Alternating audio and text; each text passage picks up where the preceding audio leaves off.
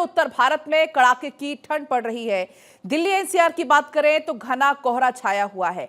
ठंड से बचने के लिए लोग अलाव का सहारा लेने पर भी मजबूर हैं। उत्तर प्रदेश, मध्य प्रदेश, राजस्थान में घना कोहरा है और कुछ यही हाल है पंजाब, हरियाणा का भी, जहां पर घने कोहरे के साथ साथ कड़कड़ाती हुई ठंड अब लोगों को सताने लगी है, क्योंकि बहुत ज्यादा ठंड पड़ रही है और ये ठंड रफ्तार पर भी ब्रेक लगा रही है।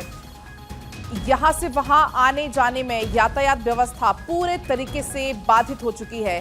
सड़क मार्ग की आप बात करें तो वहां पर भी गाड़ियां रिंग रिंग कर चल रही हैं और बहुत ज्यादा सावधानी बरतने की भी जरूरत ऐसे में हो जाती है। अगर आप ट्रेन चुनते हैं तो ट्रेन में भी आपको समस्याओं का सामना करना पड़ेगा, क्योंकि ट्रेनें भी 8 से 10-10 घंटे तक लेट चल रही हैं। अगर हम बात करें हवाई मार्ग की तो हवाई मार्ग का भी कुछ यही हाल है। तमाम जो फ्लाइट्स हैं वो भी इस कोहरे के चलते बड़ी ही देरी से चल रही हैं। तो ऐसे में सावधान सतर्क रहने की बहुत ज्यादा जरूरत है, क्योंकि ऐसे में सावधान रहना ही एकमात्र उपाय है, क्योंकि कोहरे की वजह से विमान सेवाएं भी प्रभावित हैं। दिल्ली आने जाने वाली कई फ्लाइट्स रद्द हैं, कई फ्लाइट्स देरी से चल रही हैं। कोहरे की वजह से ट्रेनें भी देरी से चल रही हैं। उत्तराखंड, हिमाचल, कश्मीर में भारी बर्फबारी हो रही है। उत्तर प्रदेश, हरियाणा, पंजाब में घना कोहरा है। बिहार, झारखंड की आप बात कर लीजिए, वहां पर भी घना कोहरा है। छत्तीसगढ़ की स्थिति कुछ ऐसी ही है। मध्य प्रदेश, राजस्थान की स्थिति भी कुछ ऐसी है, जहां पर सुबह सवेरे अगर आप घर से बाहर झांकेंगे तो आपको सिर्फ और सिर्फ कोहरा नजर आएगा। अगर हम बात करें दिल्ली एनसीआर की तो दिल्ली एनसीआर में सुबह सवेरे जीरो विजिबिलिटी थी। हालांकि अब थोड़ा सा, क्योंकि करीब करीब 9 बजने वाले हैं और अब थोड़ा सा कोहरे में कमी आई है, लेकिन अभी भी कोहरा बहुत ज्यादा परेशान कर रहा है। एक तरफ जहां पहाड़ों पर जमकर बर्फबारी हो रही है और उस बर्फबारी का असर शीतलहर के तौर पर, बढ़ती हुई ठंड के तौर पर, गिरते तापमान के तौर पर मैदानी इलाकों में देखने को मिल रहा है।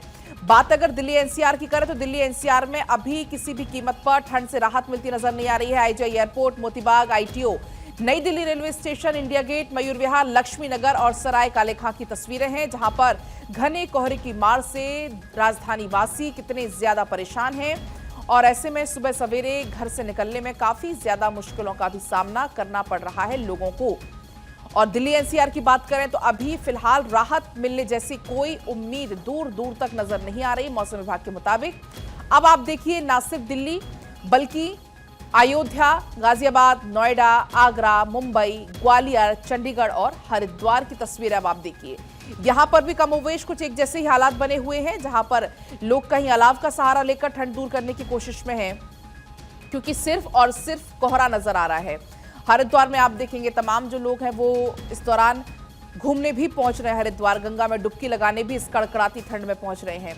अयोध्या और गाजियाबाद की आप तस्वीरें देखिए, यहां पे भी आपको सिर्फ और सिर्फ कोहरा नजर आ रहा होगा।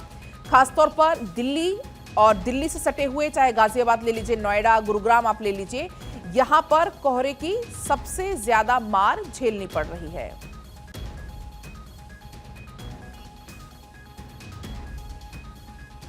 तो लगातार कोहरे की मार झेलनी पड़ रही है, उड़ानों पर असर पड़ रहा है, क्योंकि विजिबिलिटी जीरो है। अब हम आपको ग्राउंड की कुछ तस्वीरें दिखाएंगे। मेरे तमाम जो सहयोगी हैं वो मेरे साथ जुड़ चुके हैं। अक्षय जुड़ रहे हैं दिल्ली से, थानेश्वर जुड़ेंगे चंडीगढ़ से और साजिद मेवाती नोएडा से, धनंजय हमारे साथ जुड़ेंगे रांची। सबसे पहले राजधानी दिल्ली के हाल जान लेते हैं। अक्षय, करीब 9 बज चुके हैं, लेकिन अभी भी जस की तस स्थिति बनी हुई है। जैसा भी हमने आपसे सुबह भी बात की थी, तब भी घना कोहरा था आपके पीछे और अभी भी घना कोहरा है।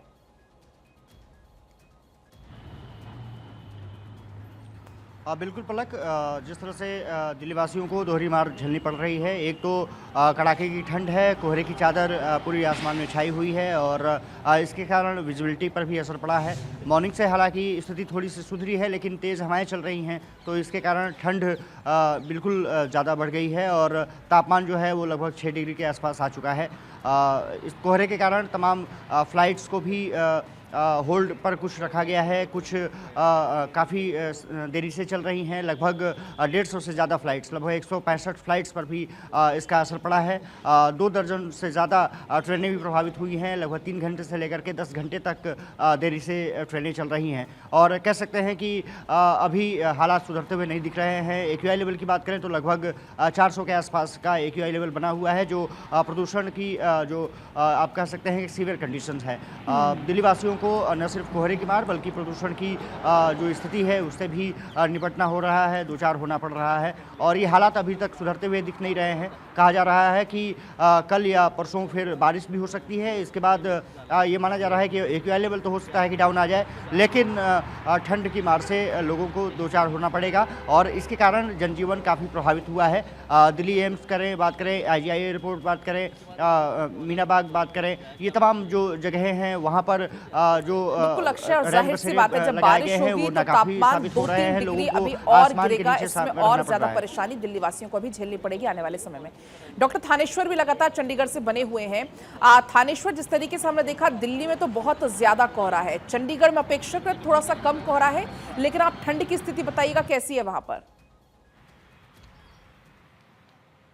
देखिए, कोहरे की अगर हम कहें कि कम है तो ऐसी बात नहीं है। कोहरा यहाँ बहुत ज्यादा कोहरा पड़ रहा है। सुबह सवेरे जब लोग घरों से बाहर ठीक है निकले थे, थानेश्वर, तो लौटूंगी उन्हें हाथ आपके को हाथ पास, भी क्योंकि लगातार अगर हम तस्वीरें भी आपको हम दिखा रहे हैं, इसके पहले चूंकि हम बात कर रहे थे सर्दी के सितम की, एक तरफ महाकुंभ का आयोजन होना है और दूसरी तरफ सर्दी का सितम भी लगातार जारी है। पहाड़ों पर लगातार बर्फबारी हो रही है, जैसे मानो पहाड़ों ने श्वेत श्रृंगार कर रखा हो।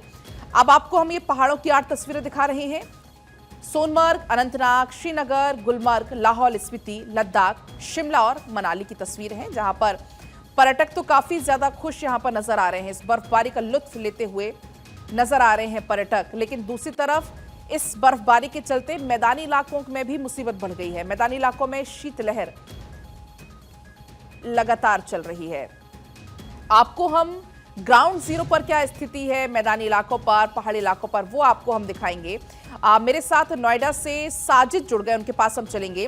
साजिद, जिस तरीके से हमने देखा कि दिल्ली में बहुत ज्यादा कोहरा है, दिल्ली NCR की बात करें तो पूरा कोहरे में समाया हुआ है आज, क्या कुछ स्थिति नोएडा की है? और AQI भी आप जरा नोएडा का बताइएगा।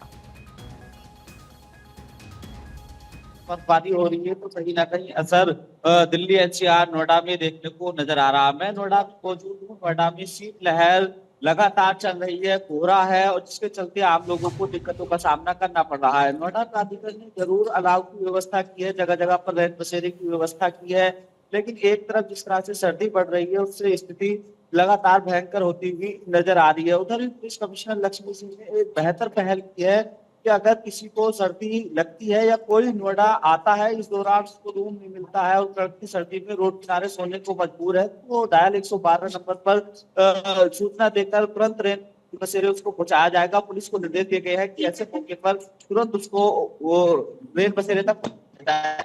इस तरह से व्यवस्था नोएडा बेहतर की जाए। अगर AQI की बात की जाए तो AQI लगभग 300 के पार है। तो एक तरफ जहाँ सर्दी से बढ़ती सर्दी से बिल्कुल प्रदूषण का सामना भी करना पड़ रहा है नोएडा वासियों को। साजिद, थानेश्वर, आपसे हम चर्चा कर रहे थे चूंकि चंडीगढ़ की स्थिति को लेकर, आप बताइएगा क्या कुछ मौसम के हाल है चंडीगढ़ के? सबको यह बात जग जाहिर है कि चंडीगढ़ का अपना कोई मौसम नहीं होता। जैसे जैसे पहाड़ों में बर्फ पड़ती है, चंडीगढ़ में ठंड पड़नी शुरू हो जाती है।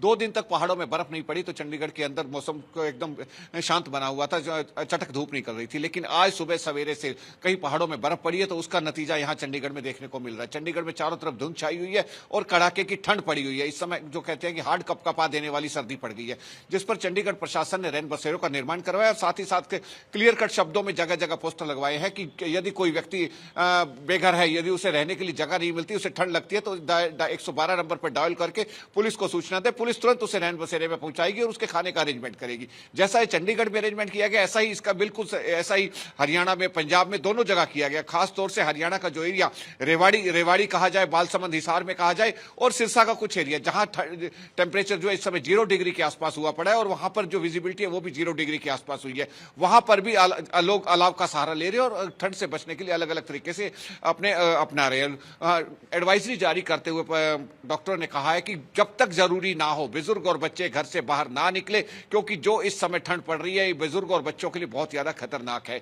इसके साथ ही साथ जगह जगह अलाव जलाए जा रहे हैं और लोग घरों में हीटरों का प्रयोग कर रहे हैं। जी बिल्कुल थानेश्वर, सर्दी का सितम है ही कुछ ऐसा कि हर कोई यहाँ पर परेशान नजर आ रहा है। लौटेंगे आपके पास भी। धनंजय रांची से बने हुए हैं। धनंजय, आप बताइएगा रांची की क्या स्थिति है और ओवरऑल झारखंड का भी आप जरा आइडिया दीजिएगा, क्या कुछ मौसम का हाल है? लगातार झारखंड सहित पूरे रांची वासी ठंड के चपेट में है। कल तो हद हो गई। अगर बात की जाए तो मैक्लूसीगंज की 1 डिग्री का टेम्परेचर था। आप सोच सकते हैं रांची से सटा हुआ एक छोटे ग्रामीण इलाका है, मिनी लंदन कहा जाता है उसको, टूरिस्ट प्लेस है, तो वहाँ पे 1 डिग्री का सेल्सियस और पूरे जो ओस की बूंदे थे, घास के परतें जम गई थी। कांके का इलाका की बात की जाए तो वहाँ पे 3 डिग्री का टेम्परेचर है, यानी लोहरदगा, लातेहार, इस सभी जगहों पे 5 डिग्री, 3 डिग्री, 4 डिग्री का टेम्परेचर, इस तरह से जो ठंड का जो टॉर्चर है झारखंड वासी दंश झेल रहे हैं। हालांकि मौसम विभाग ने कहा लगातार अभी 2 से 3 दिन तक आपको ठंड का एहसास होगा। सुबह और शाम का जो वक्त घना कोहरा रहेगा और 9 बजे के बाद धीरे धीरे जब धूप निकलेगी, धूप का जो असर होगा उसके बाद कोहरा छटेगा, फिर आपको थोड़ा गर्माहट महसूस होगी। इससे सबसे ज्यादा ठीक है दिक्कत धनंजय, फ्लाइट में लौटेंगे जो आपके सफर पास।